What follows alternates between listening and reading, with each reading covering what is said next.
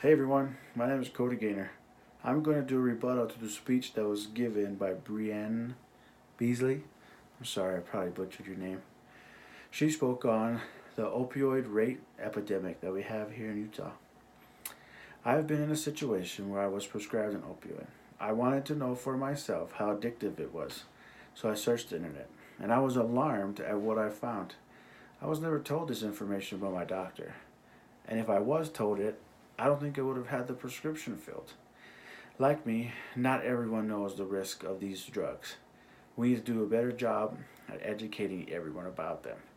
I would suggest that those that have these drugs in their possession, that are being prescribed these drugs by their doctors, that they be better educated about the risks that they have, and that the addictiveness that they can possess on that person and on children. We should just focus on the children and tell them that how addictive these drugs are. We need to educate those that have them and legally have them, and show them that what they need to do and how they need to take the steps to prevent children from getting these drugs. With everyone being educated and having a better understanding of the drug itself, it might make a difference in how patients that are being prescribed these drugs ask for them and that are willing to take these drugs also. According to an article in the Business Insider, medication does not address the base, underlying problems of a person. It only addresses the immediate, fixable problem, but in reality, only future problems are brought forward.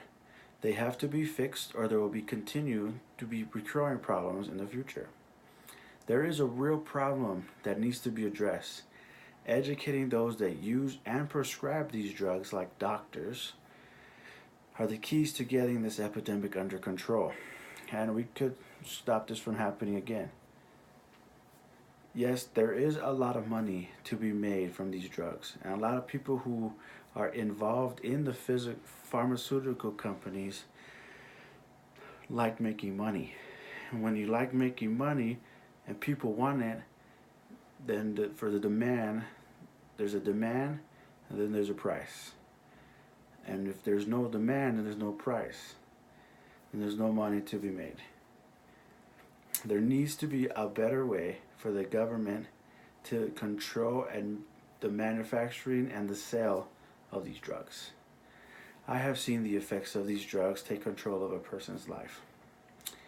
I have family members, excuse me, that rely on these drugs to function. And it's not something that I think that they intended to be dependent on.